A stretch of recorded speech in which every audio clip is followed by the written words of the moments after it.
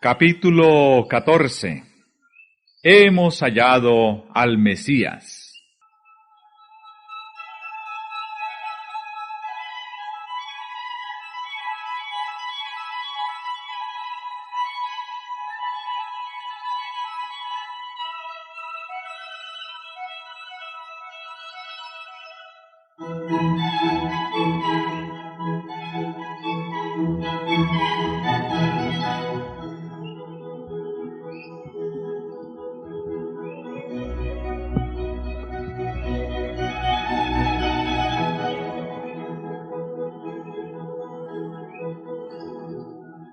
Juan el Bautista estaba predicando y bautizando en Betábara, al otro lado del Jordán. No quedaba muy lejos del lugar donde antaño Dios había detenido el río en su curso hasta que pasara Israel. A corta distancia de allí, la fortaleza de Jericó había sido derribada por los ejércitos celestiales. El recuerdo de dichos sucesos revivía en este tiempo y prestaba conmovedor interés al mensaje del Bautista. ¿No habría de volver a manifestar su poder para librar a Israel aquel que había obrado tan maravillosamente en tiempos pasados? Tal era el pensamiento que conmovía el corazón de la gente que diariamente se agolpaba a orillas del Jordán.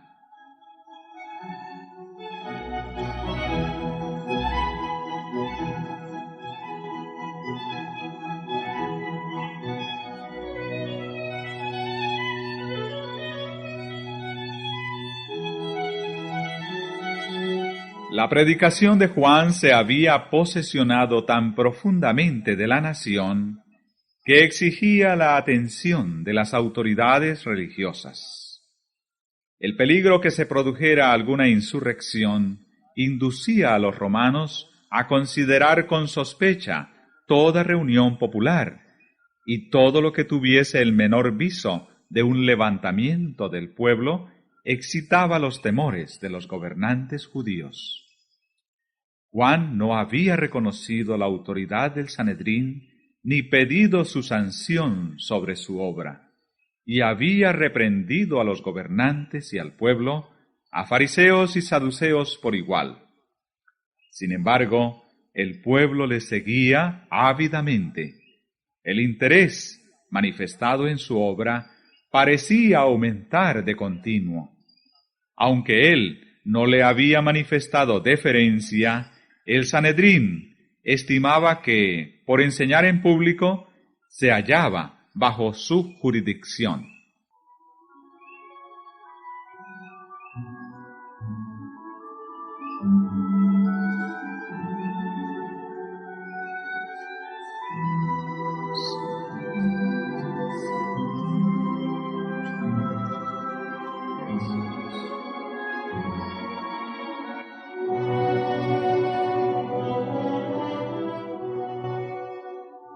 Ese cuerpo estaba compuesto de miembros elegidos del sacerdocio y de entre los principales gobernantes y maestros de la nación.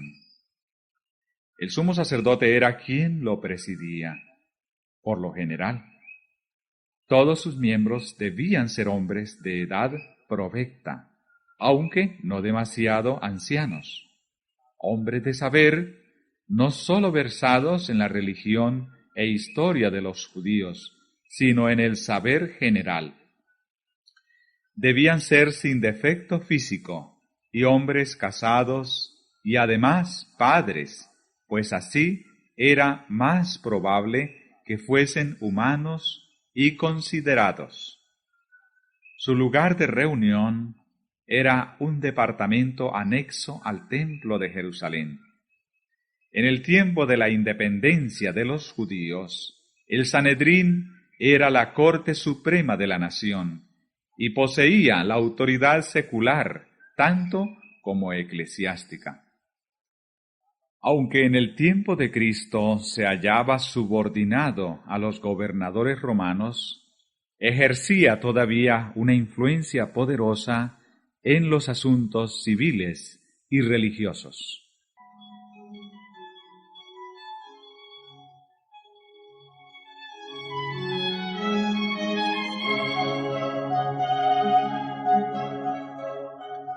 Era difícil para el Sanedrín postergar la invitación de la obra de Juan. Algunos recordaban la revelación dada a Zacarías en el templo y su profecía de que su hijo sería el heraldo del Mesías. En los tumultos y cambios de 30 años, estas cosas habían sido en gran parte olvidadas. Ahora la conmoción ocasionada por el ministerio de Juan las atraía a la memoria de la gente.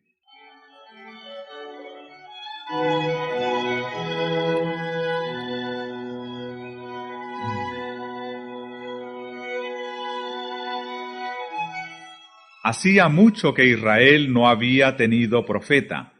Hacía mucho que no se había realizado una reforma como la que se presenciaba. El llamamiento a confesar los pecados parecía nuevo y sorprendente. Muchos de entre los dirigentes no querían ir a oír las invitaciones y denuncias de Juan, por temor a verse inducidos a revelar los secretos de sus vidas. Sin embargo, su predicación era un anuncio directo del Mesías. Era bien sabido que las 70 semanas de las profecías de Daniel, que incluían el advenimiento del Mesías, estaban por terminar, y todos anhelaban participar en esa era de gloria nacional que se esperaba para entonces. Era tal el entusiasmo popular que el Sanedrín se vería pronto obligado a sancionar o a rechazar la obra de Juan. El poder que dicha asamblea ejercía sobre el pueblo estaba ya decayendo. Era para ella un asunto grave saber cómo mantener su posición. Esperando llegar a alguna conclusión, enviaron al Jordán una delegación de sacerdotes y levitas para que se entrevistaran con el nuevo maestro.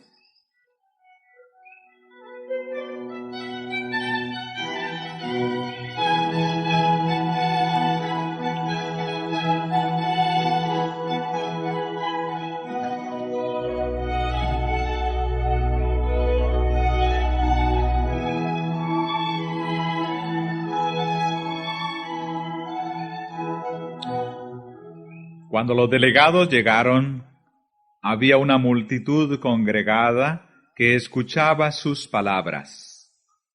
Con aire de autoridad, destinado a impresionar a la gente y a inspirar deferencia al profeta, llegaron los altivos rabinos. Con un movimiento de respeto, casi de temor, la muchedumbre les dio paso. Los notables, con lujosa vestimenta y con el orgullo de su posición y poder, se llegaron ante el profeta del desierto. ¿Tú quién eres?, preguntaron.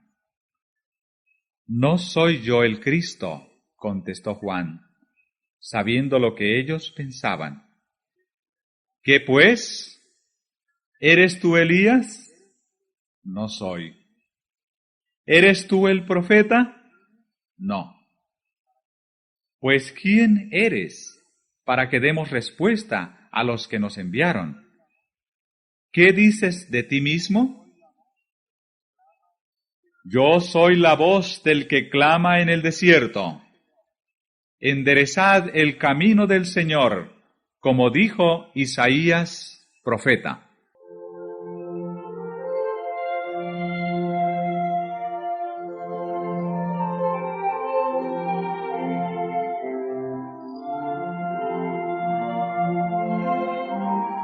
El pasaje al que se refirió Juan es la hermosa profecía de Isaías. Consolaos, consolaos, pueblo mío, dice vuestro Dios.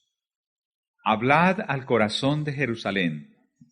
Decidle a voces que su tiempo es ya cumplido, que su pecado es perdonado. Voz que clama en el desierto, barred camino a Jehová, enderezad calzada en la soledad a nuestro Dios. Todo valle sea alzado, y bájese todo monte y collado, y lo torcido se enderece, y lo áspero se allane. Y manifestaráse la gloria de Jehová, y toda carne juntamente la verá.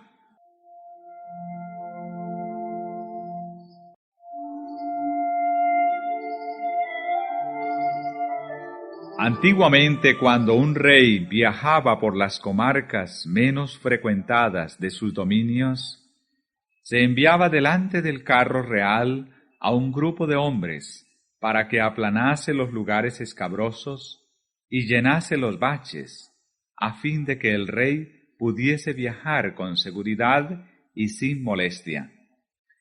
Esta costumbre es la que menciona el profeta para ilustrar la obra del Evangelio. Todo valle sea alzado, y bájese todo monte y collado. Cuando el Espíritu de Dios conmueve el alma con su maravilloso poder de despertarla, humilla el orgullo humano.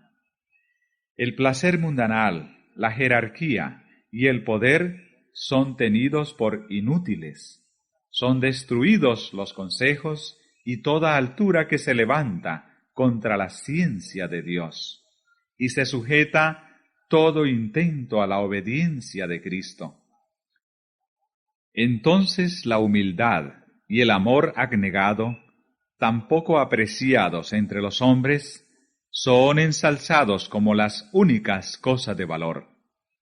Tal es la obra del Evangelio, de la cual el mensaje de Juan era una parte.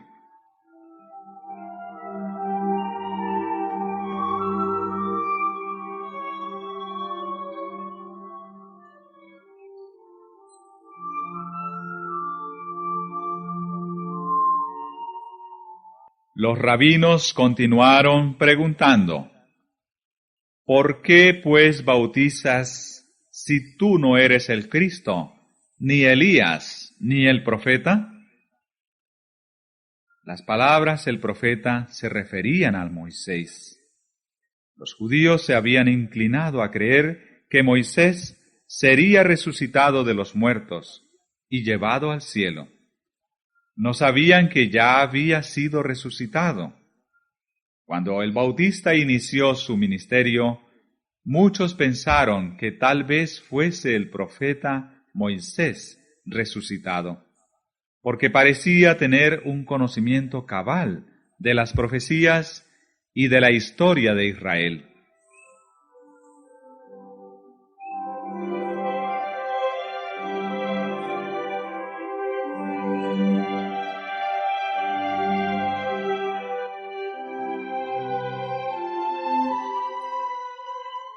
También se creía que antes del advenimiento del Mesías, Elías aparecería personalmente.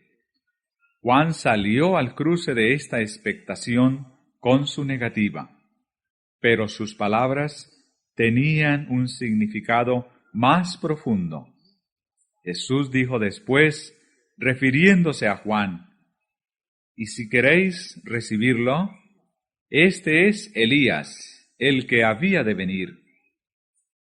Juan vino con el espíritu y poder de Elías para hacer una obra como la que había hecho Elías.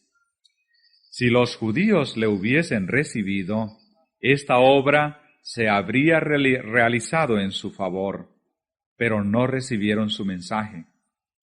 Para ellos no fue Elías, no pudo cumplir en favor de ellos la misión que había venido a realizar.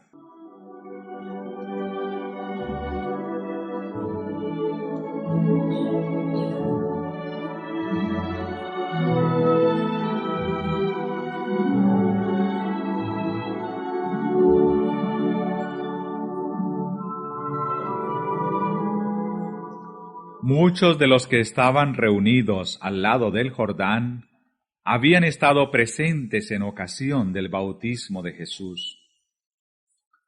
Pero la señal dada entonces había sido manifiesta para unos pocos de entre ellos.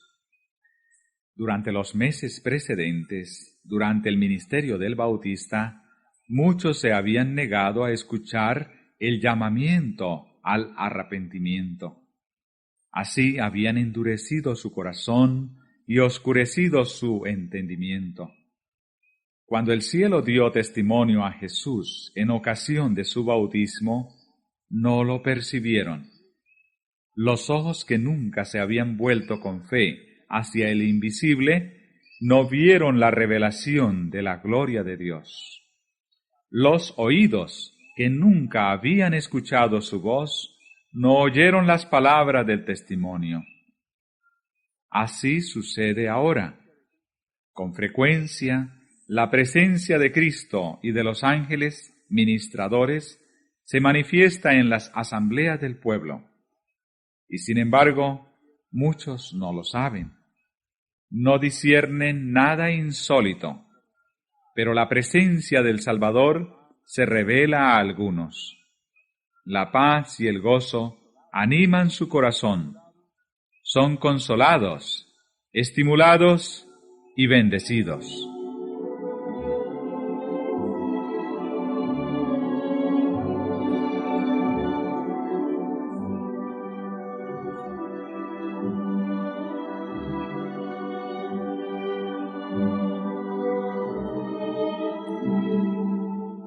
Los diputados de Jerusalén habían preguntado a Juan, ¿por qué pues bautizas?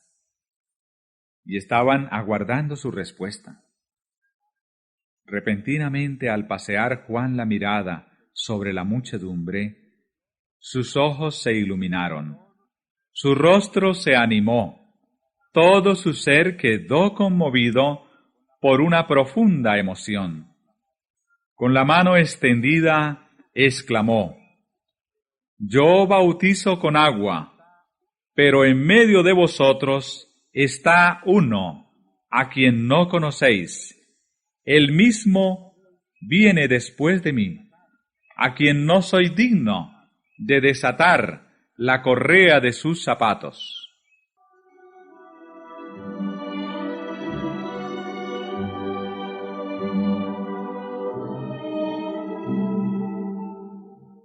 El mensaje que debía ser llevado al Sanedrín era claro e inequívoco. Las palabras de Juan no podían aplicarse a otro, sino al Mesías prometido. Éste se hallaba entre ellos. Con asombro, los sacerdotes y gobernantes miraban en derredor suyo, esperando descubrir a aquel de quien había hablado Juan, pero no se le distinguía entre la multitud. Cuando en ocasión del bautismo de Jesús, Juan le señaló como el Cordero de Dios, una nueva luz resplandeció sobre la obra del Mesías. La mente del profeta fue dirigida a las palabras de Isaías.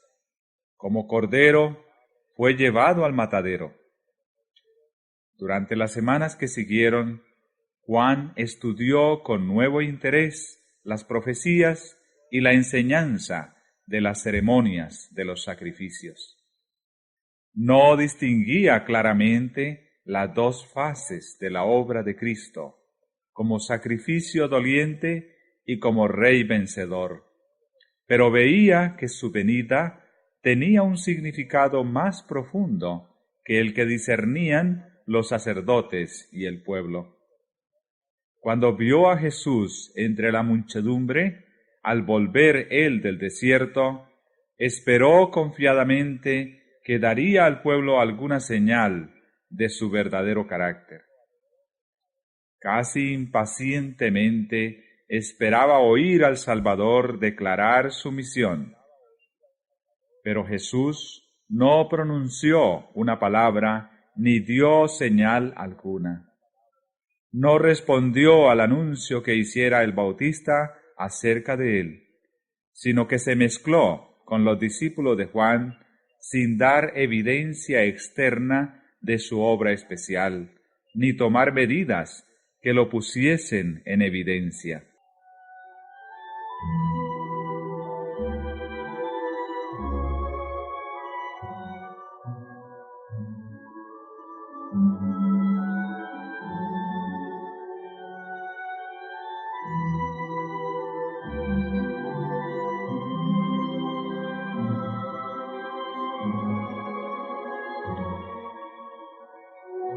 Al día siguiente, Juan vio venir a Jesús, con la luz de la gloria de Dios descansando sobre él. El profeta extendió las manos diciendo: He aquí el Cordero de Dios, que quita el pecado del mundo. Este es del que dije: Tras mí viene un varón, el cual es antes de mí, y yo no le conocía. Mas para que fuese manifestado a Israel, por eso vine yo bautizando con agua. Vi al Espíritu que descendía del cielo como paloma, y reposó sobre él, y yo no le conocía. Mas el que me envió a bautizar con agua, aquel me dijo: Sobre quien vieres descender el Espíritu, y que reposa sobre él, este es el que bautiza con Espíritu Santo. Y yo le vi, y he dado testimonio, que este es el Hijo de Dios.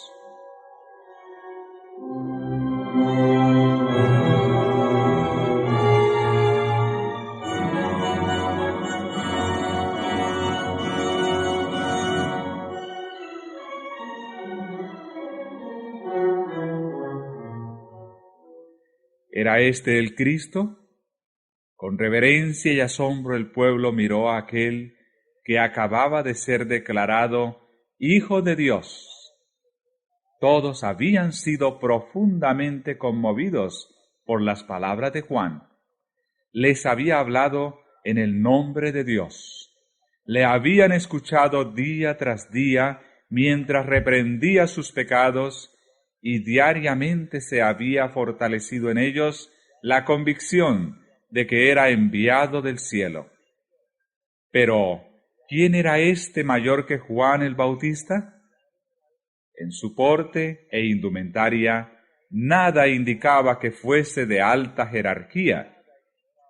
Aparentemente era un personaje sencillo, vestido como ellos, con la humilde vestimenta de los pobres.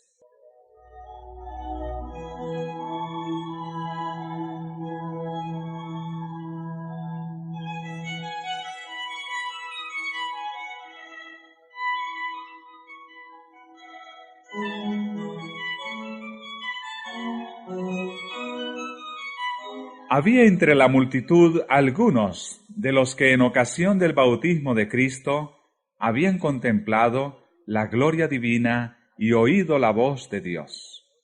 Pero desde entonces el aspecto del Salvador había cambiado mucho. En ocasión de su bautismo habían visto su rostro transfigurado por la luz del cielo. Ahora, pálido, cansado y demacrado, fue reconocido únicamente por el profeta Juan.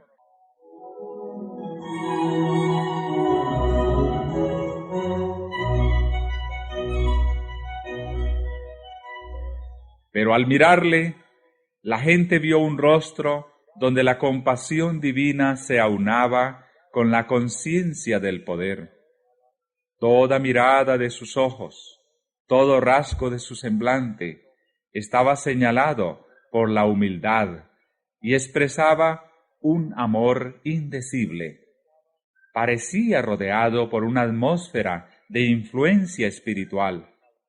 Aunque sus modales eran amables y sencillos, daba a los hombres una impresión de un poder escondido, pero que no podía ocultarse completamente. ¿Era este aquel a quien Israel había esperado tanto tiempo?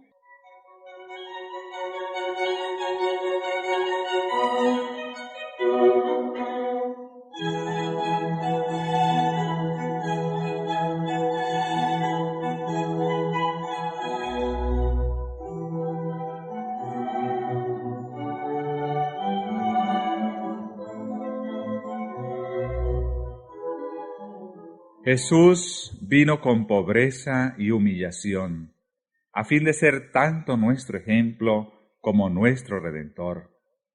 Si hubiese aparecido con pompa real, ¿cómo podría habernos enseñado la humildad? ¿Cómo podría haber presentado verdades tan terminantes en el Sermón del Monte? ¿Dónde habría quedado la esperanza de los humildes en esta vida si Jesús hubiese venido a morar como Rey entre los hombres?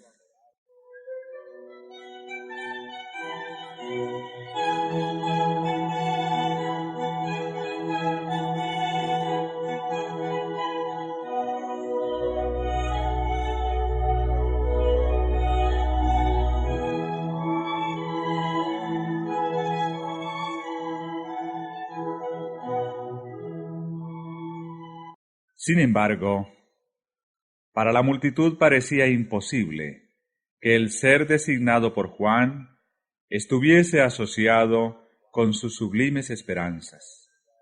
Así muchos quedaron chasqueados y muy perplejos.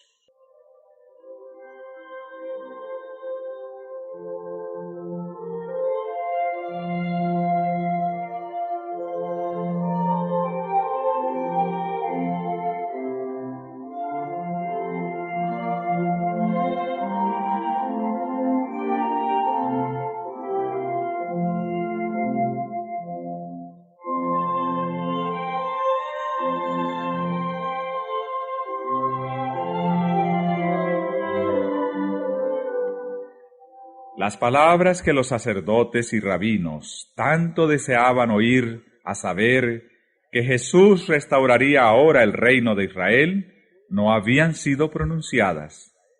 Tal rey habían estado esperando y por él velaban. Y a un rey tal estaban dispuestos a recibir. Pero no querían aceptar a uno que tratase de establecer en sus corazones un reino de justicia y de paz.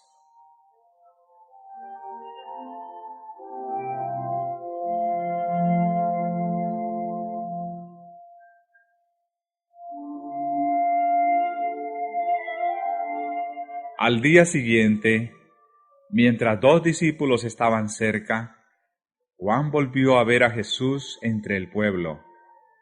Otra vez se iluminó el rostro del profeta con la gloria del invisible, mientras exclamaba: «He aquí el Cordero de Dios». Las palabras conmovieron el corazón de los discípulos. Ellos no las comprendían plenamente. ¿Qué significaba el nombre que Juan le había dado, Cordero de Dios? Juan mismo no lo había explicado.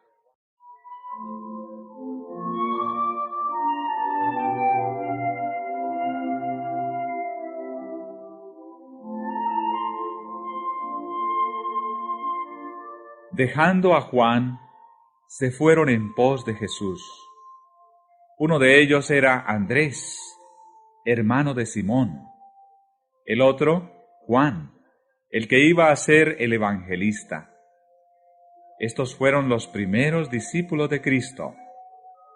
Movidos por un impulso irresistible, siguieron a Jesús, ansiosos de hablar con él, aunque asombrados y en silencio, abrumados por el significado del pensamiento. ¿Es este el Mesías?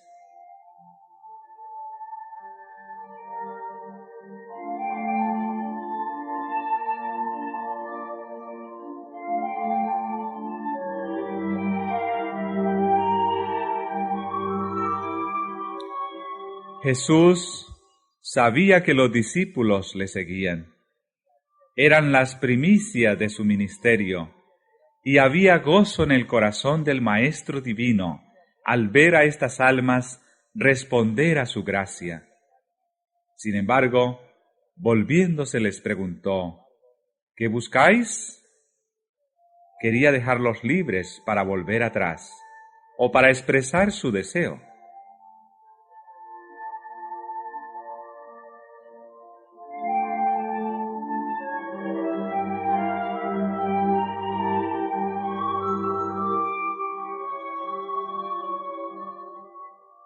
Ellos eran conscientes de un solo propósito. La presencia de Cristo llenaba su pensamiento. Exclamaron: «Rabí, ¿dónde moras?». En una breve entrevista, a orillas del camino, no podían recibir lo que anhelaban. Deseaban estar a solas con Jesús, sentarse a sus pies y oír sus palabras.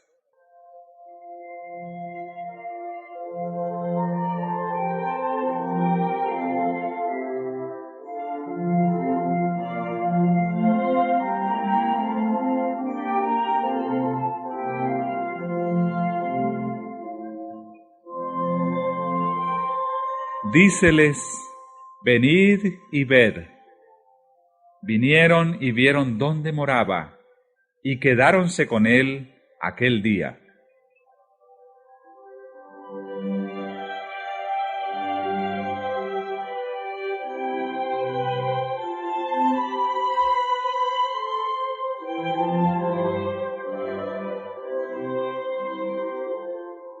Si Juan y Andrés hubiesen estado dominados por el espíritu incrédulo de los sacerdotes y gobernantes, no se habrían presentado como discípulos a los pies de Jesús. Habrían venido a él como críticos para juzgar sus palabras. Muchos cierran así la puerta a las oportunidades más preciosas. No sucedió así con estos primeros discípulos. Habían respondido al llamamiento del Espíritu Santo, manifestado en la predicación de Juan el Bautista. Ahora reconocían la voz del Maestro Celestial. Para ellos, las palabras de Jesús estaban llenas de refrigerio, verdad y belleza. Una iluminación divina se derramaba sobre las enseñanzas de las Escrituras del Antiguo Testamento. Los multilaterales temas de la verdad se destacaban con una nueva luz.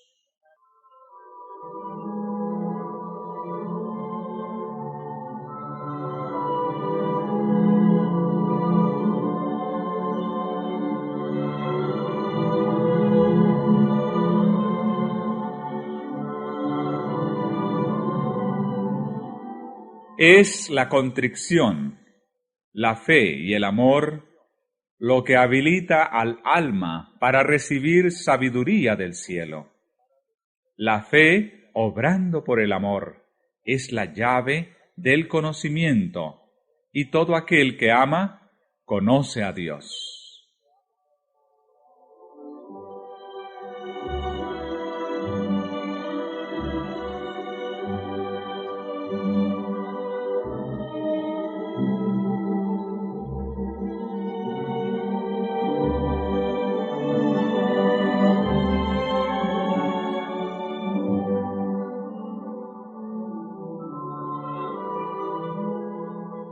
El discípulo Juan era de afectos sinceros y profundos, aunque de naturaleza contemplativa.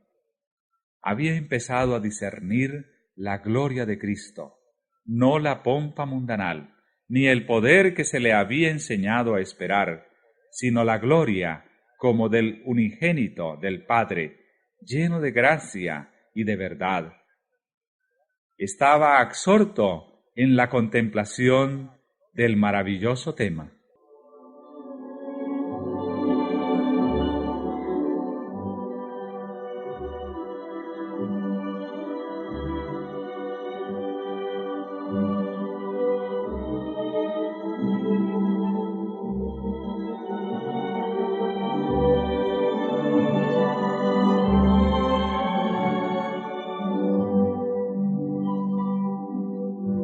Andrés trató de impartir el gozo que llenaba su corazón. Yendo en busca de su hermano Simón, exclamó: «Hemos hallado al Mesías». Simón no se hizo llamar dos veces. Él también había oído la predicación de Juan el Bautista y se apresuró a ir al Salvador. Los ojos de Jesús se posaron sobre él, leyendo su carácter y su historia, su naturaleza impulsiva, su corazón amante y lleno de simpatía, su ambición y confianza en sí mismo, la historia de su caída, su arrepentimiento, sus labores y su martirio. El Salvador lo leyó todo y dijo: Tú eres Simón, hijo de Jonás. Tú serás llamado Cefas, que quiere decir piedra.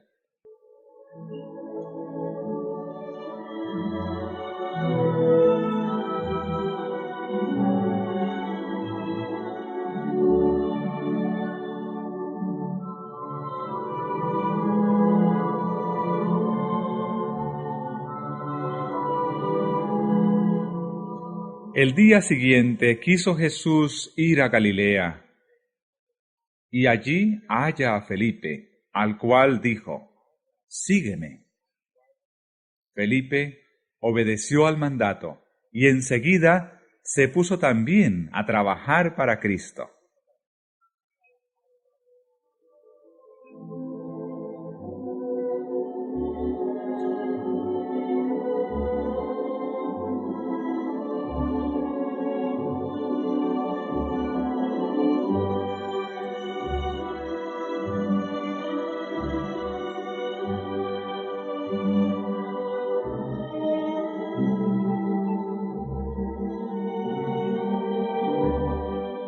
Felipe llamó a Natanael. Este último había estado entre la muchedumbre cuando el Bautista señaló a Jesús como el Cordero de Dios. Al mirar a Jesús, Natanael quedó desilusionado. ¿Podía ser el Mesías este hombre que llevaba señales de pobreza y de trabajo? Sin embargo, Natanael no podía decidirse a rechazar a Jesús, porque el mensaje de Juan le había convencido en su corazón.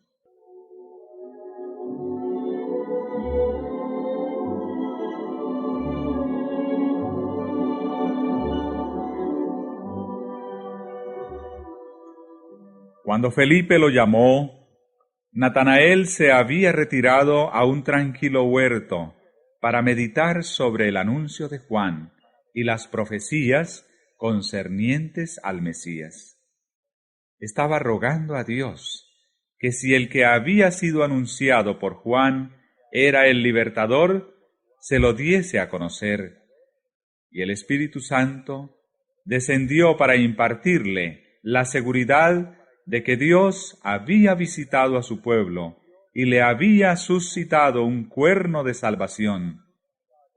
Felipe sabía que su amigo Natanael escudriñaba las profecías y lo descubrió en su lugar de retiro mientras oraba debajo de una higuera donde muchas veces habían orado juntos, ocultos por el follaje.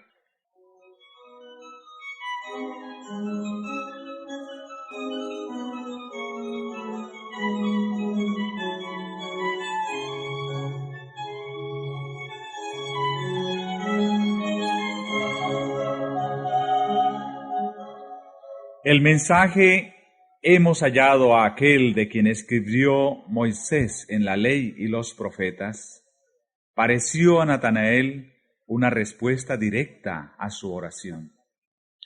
Pero la fe de Felipe era aún vacilante. Añadió con cierta duda: Jesús, el hijo de José de Nazaret. Los prejuicios volvieron a levantarse en el corazón de Natanael y exclamó: ¿De Nazaret puede haber algo de bueno?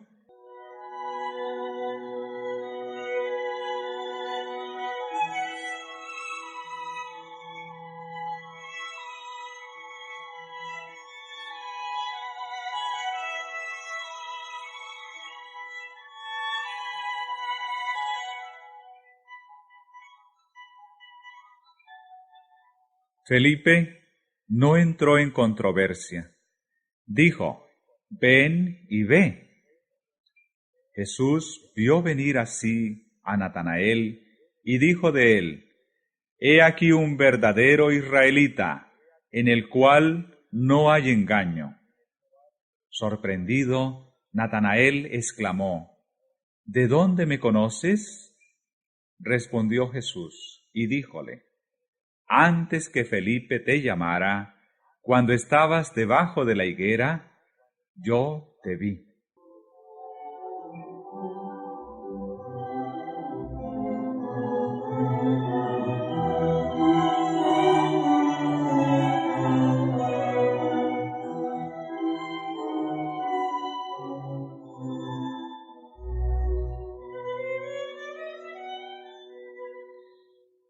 Esto fue suficiente. El Espíritu Divino que había dado testimonio a Natanael en su oración solitaria debajo de la higuera, le habló ahora en las palabras de Jesús. Aunque presa de la duda y cediendo en algo al prejuicio, Natanael había venido a Cristo con un sincero deseo de oír la verdad, y ahora su deseo estaba satisfecho.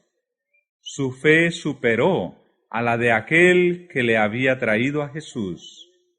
Respondió y dijo: «Rabí, tú eres el Hijo de Dios, tú eres el Rey de Israel».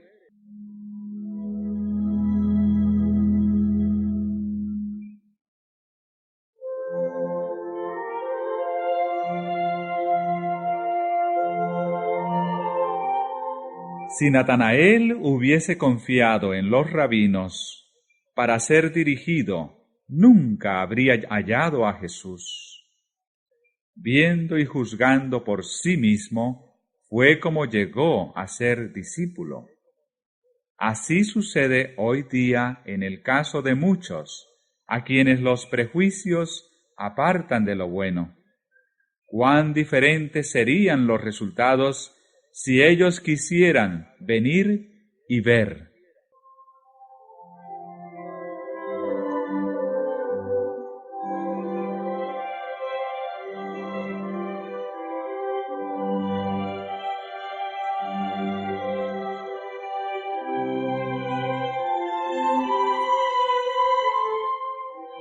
Ninguno llegará a un conocimiento salvador de la verdad mientras confíe en la dirección de la autoridad humana. Como Natanael, necesitamos estudiar la palabra de Dios por nosotros mismos y pedir la iluminación del Espíritu Santo. Aquel que vio a Natanael debajo de la higuera nos verá en el lugar secreto de oración.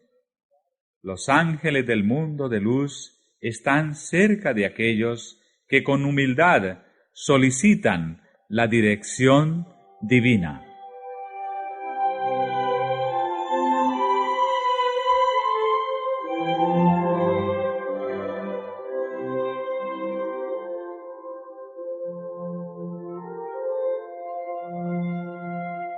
Con el llamamiento de Juan, Andrés, Simón, Felipe y Natanael, empezó la fundación de la Iglesia cristiana. Juan dirigió a 2 de sus discípulos a Cristo. Entonces uno de estos, Andrés, halló a su hermano y lo llevó al Salvador. Luego Felipe fue llamado y buscó a Natanael.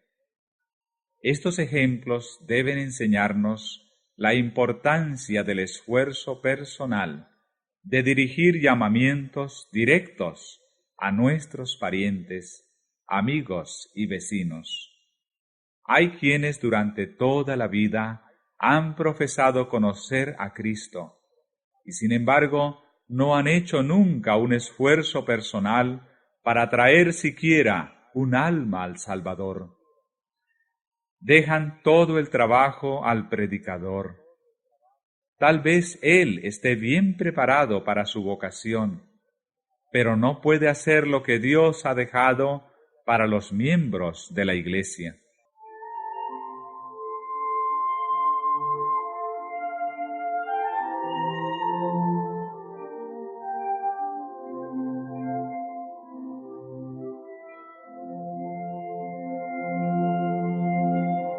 Son muchos los que necesitan el ministerio de corazones cristianos amantes. Muchos han descendido a la ruina cuando podrían haber sido salvos si sus vecinos, hombres y mujeres comunes, hubiesen hecho algún esfuerzo personal en su favor. Muchos están aguardando a que se les hable personalmente. En la familia misma, en el vecindario, en el pueblo en que vivimos, hay para nosotros trabajo que debemos hacer como misioneros de Cristo. Si somos creyentes, esta obra será nuestro deleite. Apenas se han convertido uno cuando nace en él el deseo de dar a conocer a otros cuán precioso amigo ha hallado en Jesús. La verdad salvadora y santificadora no puede quedar encerrada en su corazón.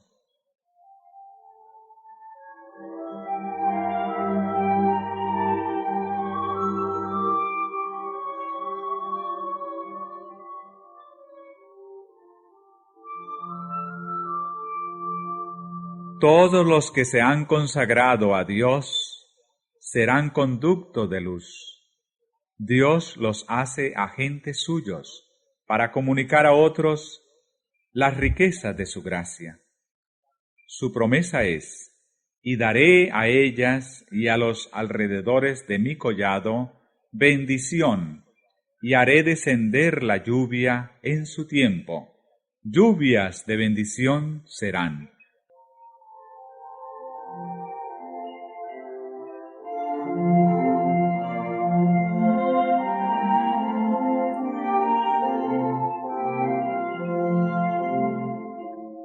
Felipe dijo a Natanael: ven y ve. No le pidió que aceptase el testimonio de otro, sino que contemplase a Cristo por sí mismo. Ahora que Jesús ascendió al cielo, sus discípulos son sus representantes entre los hombres, y una de las maneras más eficaces de ganar almas para Él consiste en ejemplificar su carácter en nuestra vida diaria. Nuestra influencia sobre los demás no depende tanto de lo que decimos como de lo que somos. Los hombres pueden combatir y desafiar nuestra lógica, pueden resistir nuestras súplicas, pero una vida de amor desinteresado es un argumento que no pueden contradecir. Una vida consecuente, caracterizada por la mansedumbre de Cristo, es un poder en el mundo.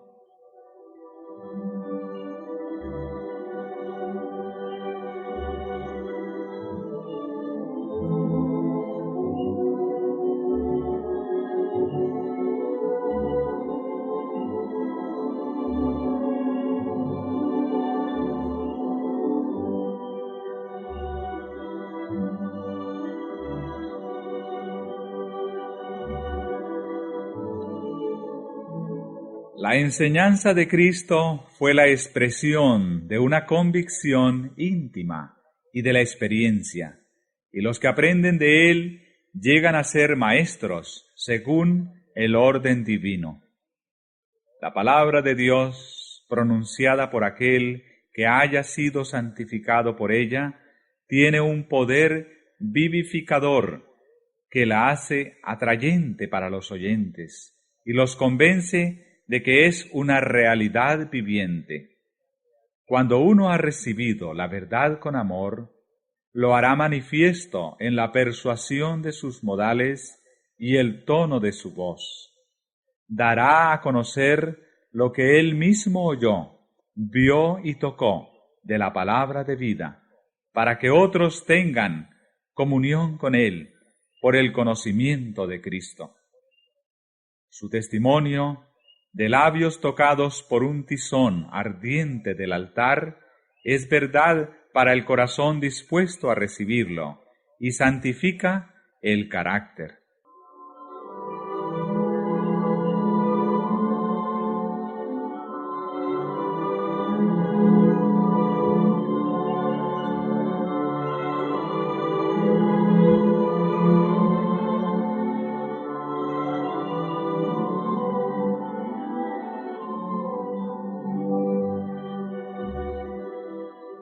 Y el que procura dar la luz a otros, será él mismo bendecido.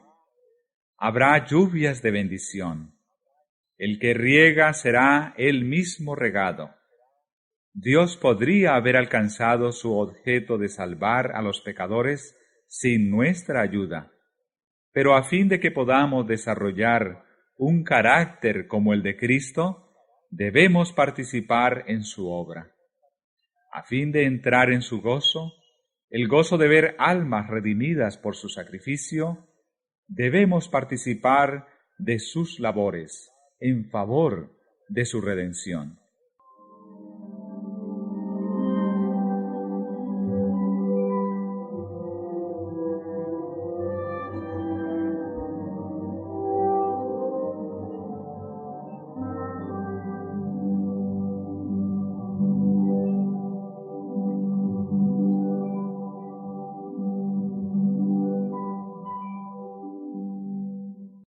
La primera expresión de la fe de Natanael, tan completa, ferviente y sincera, fue como música en los oídos de Jesús. Y él respondió y le dijo: «Porque te dije, te vi debajo de la higuera, ¿crees? Cosas mayores que estas verás».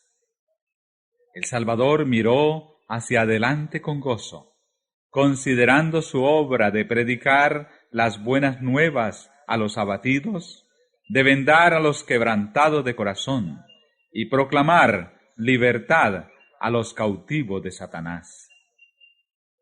Al pensar en las preciosas bendiciones que había traído a los hombres, Jesús añadió: de cierto os digo, de aquí adelante veréis el cielo abierto y los ángeles de Dios que suben y descienden sobre el Hijo del Hombre.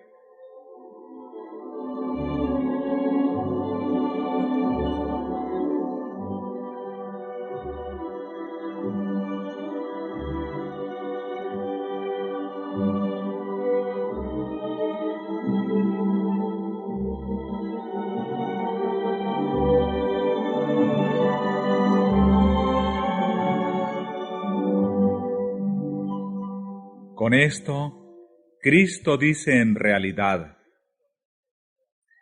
en la orilla del Jordán, los cielos fueron abiertos, y el Espíritu descendió sobre mí en forma de paloma. Esta escena no fue sino una señal de que soy el Hijo de Dios. Si creéis en mí como tal, vuestra fe será vivificada. Veréis que los cielos están abiertos y nunca se cerrarán. Los he abierto a vosotros. Los ángeles de Dios están ascendiendo y llevando las oraciones de los menesterosos y angustiados al Padre Celestial.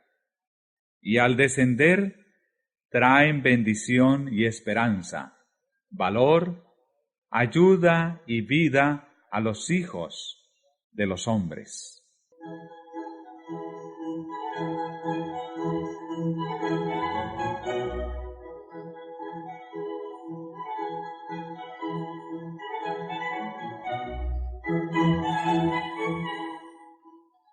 Los ángeles de Dios pasan siempre de la tierra al cielo y del cielo a la tierra.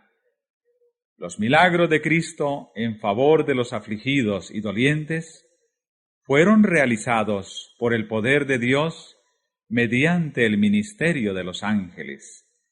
Y es por medio de Cristo por el ministerio de sus mensajeros celestiales, como nos llega toda bendición de Dios. Al revestirse de la humanidad, nuestro Salvador une sus intereses con los de los caídos hijos e hijas de Adán, mientras que por su divinidad se aferra al trono de Dios, y así es Cristo el medio de comunicación de los hombres con Dios y de Dios con los hombres.